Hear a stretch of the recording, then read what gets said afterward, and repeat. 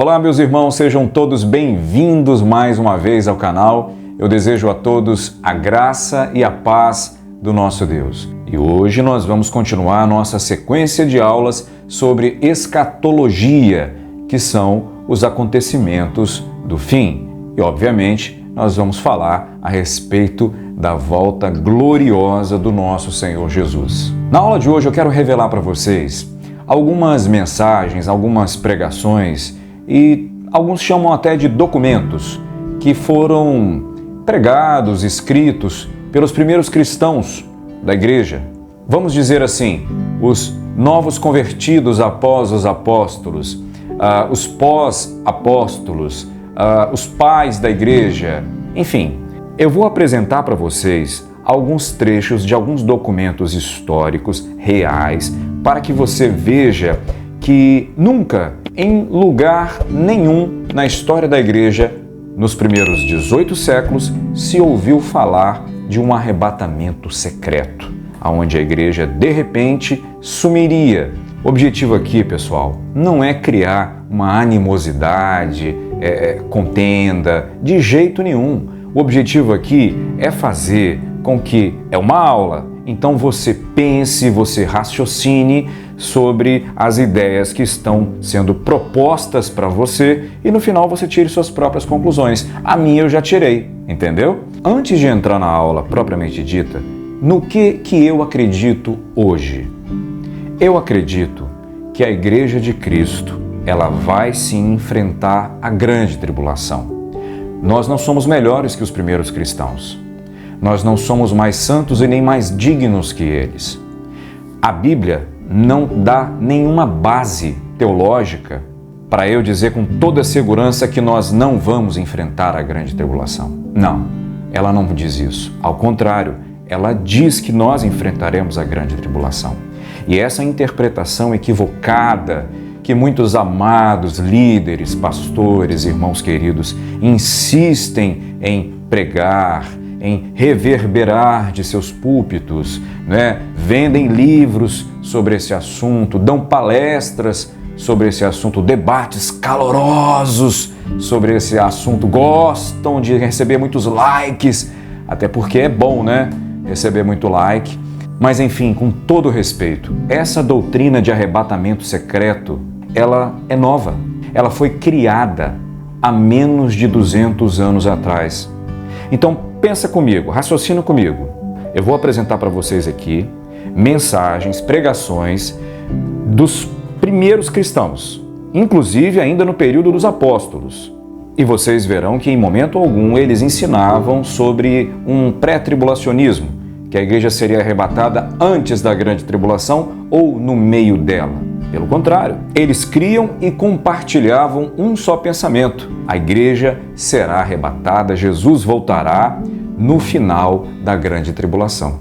Então você prefere, raciocina comigo, você prefere acreditar em John Nelson Darby, um irmão, um servo de Deus, mas que infelizmente teve uma compreensão muito equivocada sobre o arrebatamento e a volta de Cristo, que viveu lá no século XIX, ou você prefere acreditar em irmãos que estavam ali, no calor do fogo, pertinho dos primeiros apóstolos, pertinho dos primeiros convertidos depois dos apóstolos? É uma questão de lógica, é uma questão muito fácil de resolver. Eu prefiro crer, eu prefiro acreditar nos relatos daqueles que viveram lá pertinho de Jesus e dos primeiros cristãos, dos primeiros apóstolos, dos pós-apóstolos, dos pais da igreja. E presta atenção numa coisa: por mais que os pais da igreja, eles tinham suas divergências, eles nunca divergiram sobre como seria a volta de Cristo. Eles brigavam, discutiam em concílios, mas arrebatamento secreto, isso aí nunca estava na pauta, porque isso nunca foi ensinado. E eu insisto, é uma doutrina nova criada há menos de 200 anos atrás. Pensa aí, você prefere acreditar em quê? É por isso que eu digo, aquele que não conhece história está fadado a cometer os erros do passado de quem cometeu e não teve como repará-la.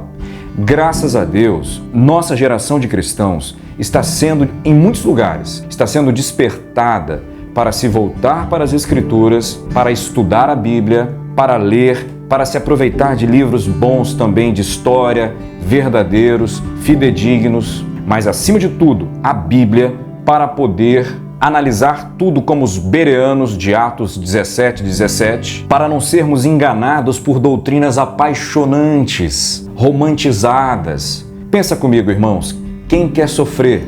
A gente já vive uma vida cheia de sofrimentos. Ficamos doentes, passamos por tantas provas, por tantas lutas, por tantos problemas que chegam sem pedir licença. Quem quer passar por grande tribulação? Quem quer um negócio desse? Mas quem disse que nós somos melhores do que os primeiros cristãos? E aonde está escrito, irrefutavelmente na Bíblia, que nós não passaremos por ela? Hoje é a última aula que eu vou me valer tanto da história para poder criar o raciocínio onde eu quero fazer você pensar a respeito de como será a volta de Jesus. As próximas aulas, provavelmente nós vamos nos dedicar apenas aos versículos bíblicos e expondo um por um e falando para os irmãos que o arrebatamento da igreja será após a grande tribulação, e não antes e nem no meio dela. Eu vou procurar ser bem objetivo porque esse acervo de documentos está disponível na internet, então, graças a Deus, nós podemos fazer pesquisas e vocês vão achar fácil isso tudo que eu vou dizer para vocês agora. O primeiro documento que fala sobre a volta de Jesus, que foi escrito pelos primeiros discípulos, ainda no período dos apóstolos, foi entre o ano 70 e entre o ano 90.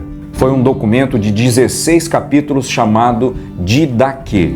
E o capítulo principal, que é o capítulo que se dedicou à escatologia, aos assuntos finais dos tempos, é o último, onde eles dizem ali claramente que Jesus vai voltar no final da grande tribulação. Esse documento Didaquê ficou conhecido como Doutrina dos Apóstolos, algo como se fosse um relato das experiências, das crenças, um compêndio de informações que eles anotaram, né, para poder relatar em que eles criam.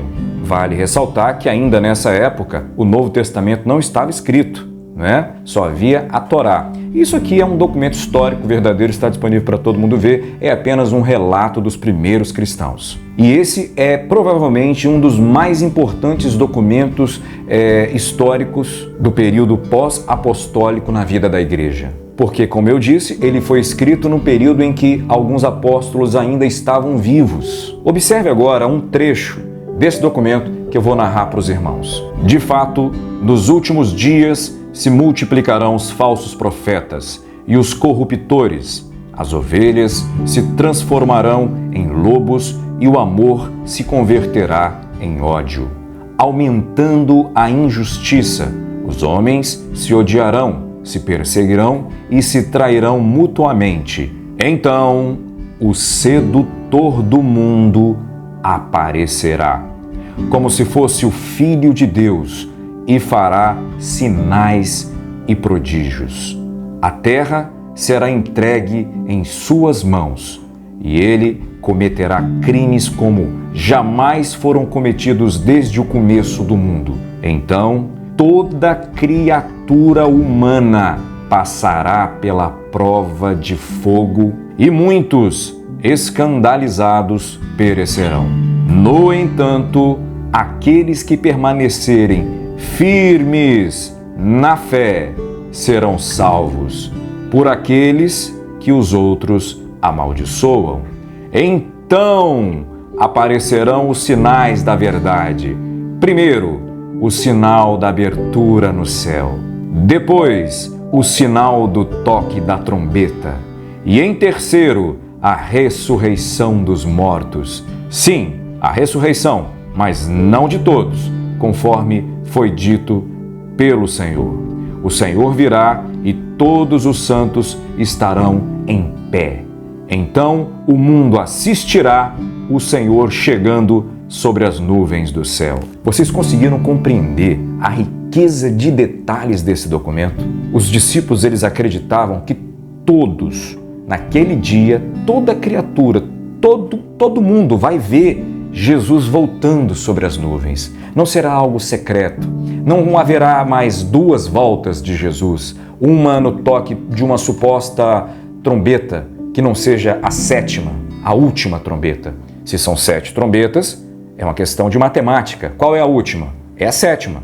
não é outra, não é a terceira, não é a quarta, é ao toque da sétima trombeta, Jesus voltará. Vocês viram o que eles disseram? E todos quantos permanecerem firmes na fé. Que fé? Fé no Evangelho, fé em Jesus Cristo, serão salvos. Agora, o mais interessante é o relato, é a crença, é o que eles falam. O céu vai se abrir, todos verão Jesus descer em glória, o mundo inteiro vai assistir esse momento, não vai ser oculto para ninguém. E tudo isso ao toque da última trombeta, que é, repito, guarda para nunca mais esquecer, para não se confundir, porque às vezes tem gente que se confunde. A última trombeta é a sétima trombeta. Anota aí para nunca mais esquecer.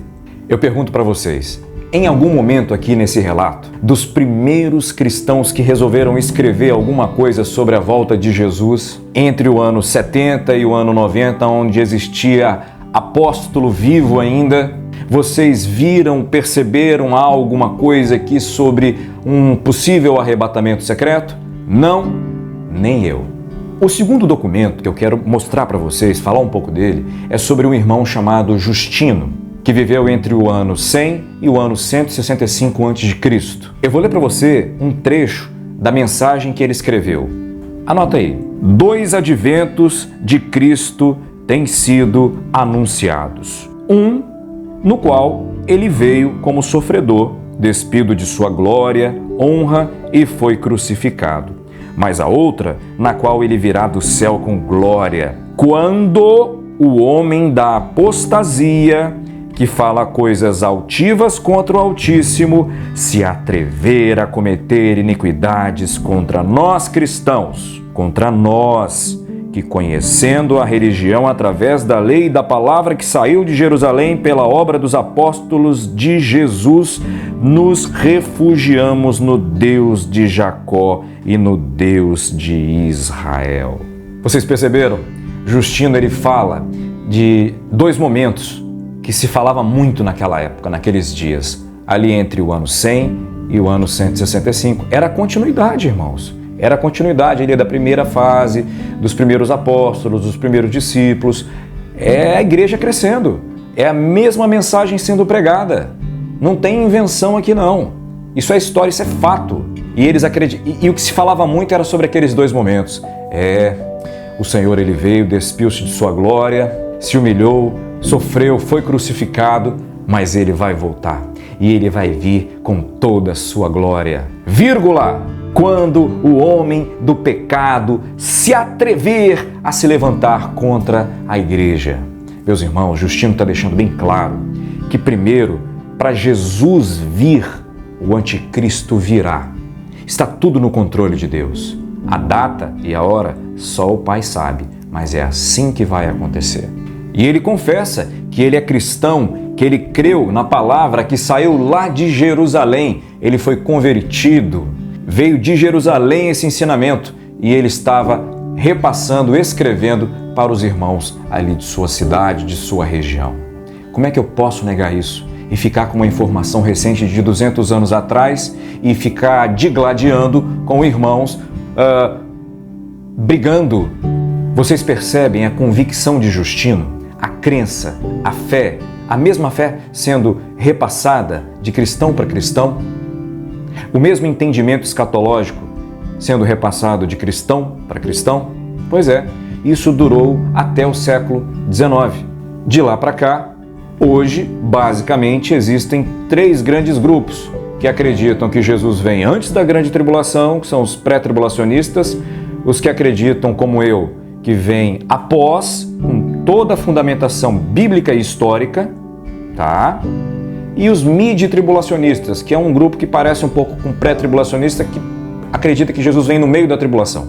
E eu não vou nem entrar nesse detalhe, porque só falar de pré-tribulacionista e pós-tribulacionista já está bom demais para a gente colocar as coisas no lugar. Vocês perceberam que no relato de Justino, na pregação, no escrito de Justino, em momento algum ele divide a segunda volta de Jesus em 2 fases? Por exemplo, um arrebatamento para a igreja, ao toque, sei lá, de uma 4ª trombeta, por exemplo, e uma outra volta para Israel apenas. Você percebeu isso aqui escrito em algum lugar? Não? Nem eu. Vocês podem perceber que Justino, ele não exclui os cristãos da grande tribulação. Ao contrário, ele os inclui. É verdade, e a verdade liberta.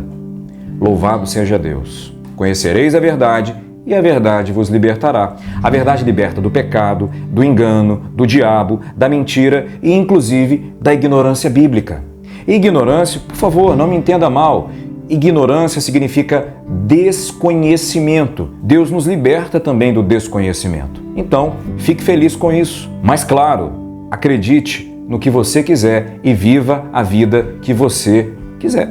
Você tem todo o direito de acreditar no que você quiser e colher os resultados daquilo que você plantou durante toda a sua vida. Aí é você e Deus. Eu só estou aqui dando uma aula para você pensar e raciocinar. Outro documento importante foi escrito por Irineu de Lyon entre o ano 130 e 220 depois de Cristo. Agora já é a segunda fase, o segundo século da era cristã. E ele escreveu sobre escatologia e, inclusive, escreveu um documento muito importante intitulado Contra as Heresias. E ali ele vai falar sobre o fim dos tempos, como que seria a volta de Jesus. E ele também não menciona nada de arrebatamento secreto. Pelo contrário, ele prega sobre o arrebatamento da igreja, a volta de Jesus ao final da grande tribulação. Anota aí um trecho do que Irineu escreveu. Eles destruirão Babilônia, reduzi-la-ão a cinzas, darão o seu reino à besta. Quem é a besta? É o anticristo. E perseguirão a igreja, mas em seguida serão destruídos pela vinda do nosso Senhor. E aí, meu irmão pré-tribulacionista que acredita na doutrina criada por John Nelson Darby, isso não mexe com você? Esse irmão estava lá pertinho dos apóstolos. Pense.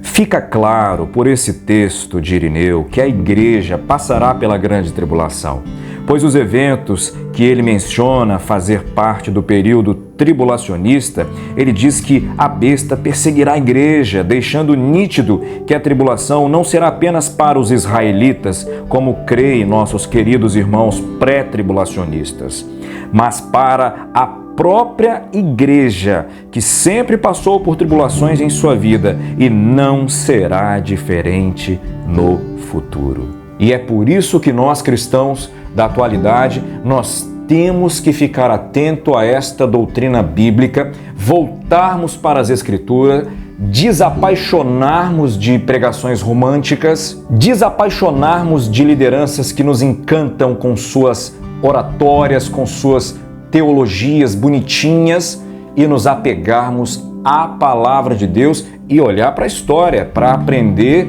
para não cometer os erros do passado. Porque história é uma coisa que ajuda muito a gente. E para mim, com todo respeito, quem nega a história ou é tolo ou é teimoso. Anota aí outro trechinho da mensagem de Irineu. Ele deixa claro que a igreja estará na grande tribulação, pois diz que ela verá o anticristo e a abominação do desolador. Por isso, ele diz que nós devemos nos precaver do anticristo, o que não faria qualquer sentido caso ele pensasse que a igreja seria arrebatada antes da grande tribulação. Ou seja, nem sequer chegaria a conviver com o anticristo. Como podemos nos precaver do anticristo e ficar alertas a respeito dele se seremos arrebatados antes de ele começar a reinar na tribulação? É evidente, assim como todos os cristãos antes de Irineu, ele não tinha a menor ideia do que significa arrebatamento secreto ou arrebatamento pré-tribulacional. Vocês estão conseguindo entender aonde eu quero chegar? Eu estou mostrando para vocês que cristãos que viveram bem perto de Jesus, bem perto dos apóstolos, eles pregavam unissonamente, ou seja, uma só voz, a mesma escatologia. crendo que a igreja passará sim pela grande tribulação. E eles não tinham medo de enfrentar a grande tribulação, não. Pelo contrário, para eles todos, morrer pelo Evangelho seria uma grande honra. Que pensamento é esse que colocaram na nossa cabeça de que nós somos mais dignos do que estes nobres irmãos que eram simples como nós, para não passarmos a grande tribulação, que somos melhores do que eles e que não enfrentaremos a grande tribulação? Ah, não, foi meu pastor que me ensinou. É o pastor dele ensinou o pastor dele que ensinou o pastor e o pastor e o pastor dele. Eu sei onde começou isso, lá no século XIX, com John Nelson Darby. Pega aí, outro documento histórico de outro irmão que pregou sobre o Tratado da Volta de Jesus. Ele escreveu um documento muito importante chamado O Tratado sobre Cristo e sobre o Anticristo. Eu estou falando agora do 3º século, hein? Olha só, a mentalidade continua, tá? A mesma doutrina escatológica é uma só, arrebatamento após a grande tribulação. Já estou no 3º século.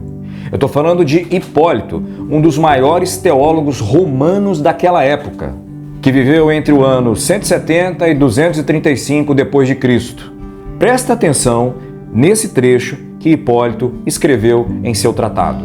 Mas como o tempo nos força a considerarmos de imediato a questão proposta.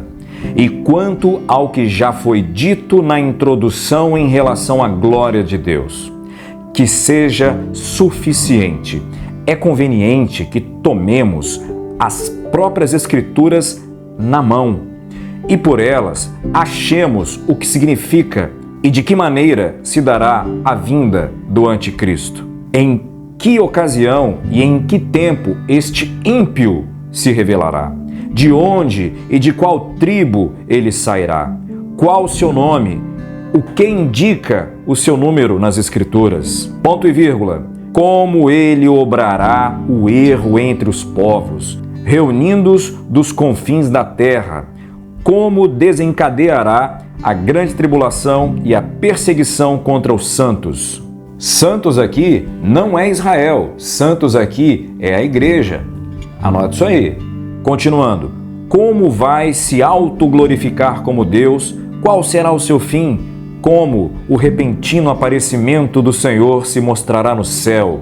Como será a consumação do mundo e o que deve ser o reino glorioso e celeste dos santos, quando reinarem juntos com Cristo, e qual a punição do malvado pelo fogo?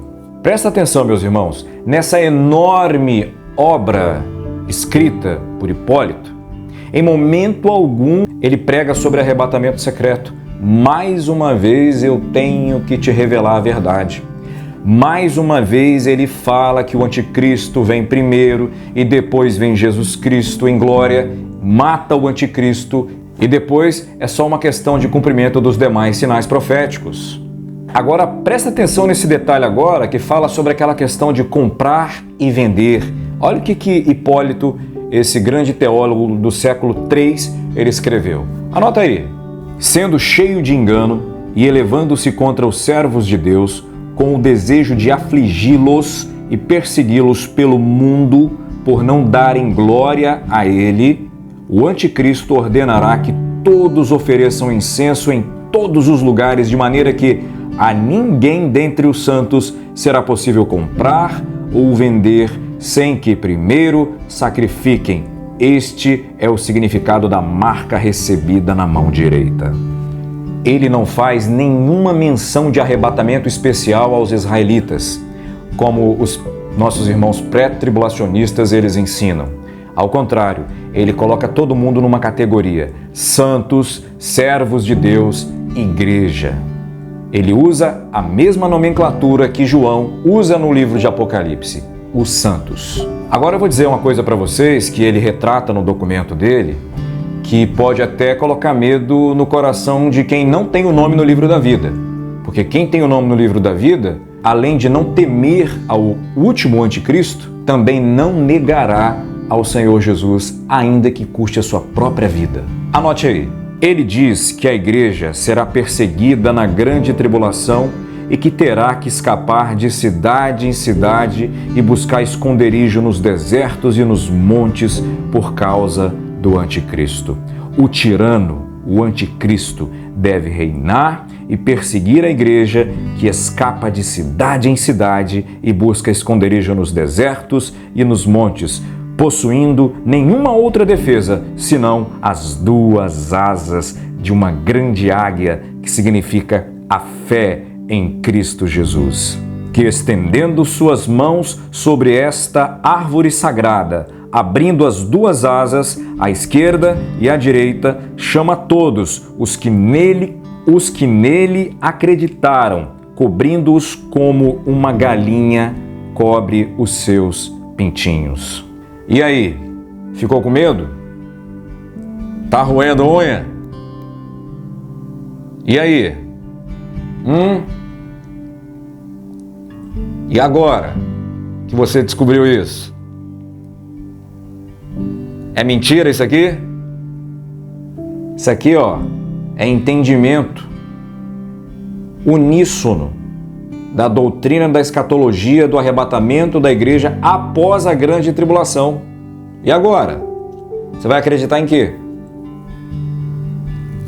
Na sua experiência? Numa revelação que te entregaram? O líder da sua igreja, a palavra dele tem mais peso que a Bíblia. A história, ela não significa nada. Isso aqui tudo é balela. Isso aqui tudo é mentira, é invenção. Não existe biblioteca nenhuma no mundo com esses documentos. Esses cristãos não existiram. Isso aqui tudo que eu contei é mentira. Você prefere fazer assim, descartar tudo assim?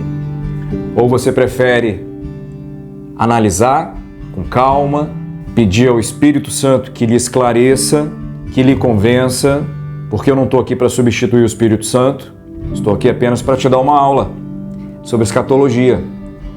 Agora é com você. Aqueles que têm os seus nomes no livro da vida não têm que temer a nada, nem hoje e nem quando o anticristo, o último, chegar.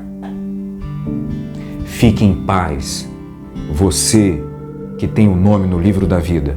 Agora, você que ainda não tem, você precisa se converter. Você precisa entregar a sua vida para Jesus. Você que às vezes é um cristão que só tem o nome ali escrito na fichinha de membro da igreja. Seu nome não está no livro da vida. Você tem que se preocupar. Porque você talvez vai ser um daqueles que vai fazer qualquer negócio para não morrer. Vai aceitar marca, vai fazer qualquer pacto, acordo para poder comer, comprar, beber, porque para você o Evangelho nunca fez sentido. Isso é muito sério. Pense em tudo que nós falamos aqui. E lembre-se, isso aqui não é para afrontar ninguém. Essa aula não é para criar polêmica, não é para criar inimizade, de jeito nenhum. Nós somos irmãos em Cristo. Todos nós queremos, os que amam, tá? Estou falando para os que amam, os que desejam a volta de Jesus. Todos querem que Ele volte. Eu quero. Gostaria de não ter que passar por nenhuma tribulação, mas eu estou aqui. Se ela vier, eu já estou ensinando a minha família. Minha esposa e minhas filhas estão sendo preparadas para passarem pela grande tribulação. E eu não abro mão mais desse entendimento maravilhoso. Se você gostou do vídeo, compartilha com seu pastor. Ajuda ele a entender isso também. Quem sabe ele vai achar interessante. Compartilha com todo mundo.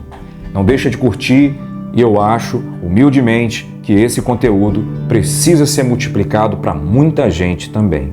Já para a Bíblia fica por aqui. Um grande abraço, um beijo no coração e até o próximo vídeo, até a próxima aula. E agora é Bíblia na veia, versículo bíblico fundamentando tudo. Até lá. Tchau, pessoal.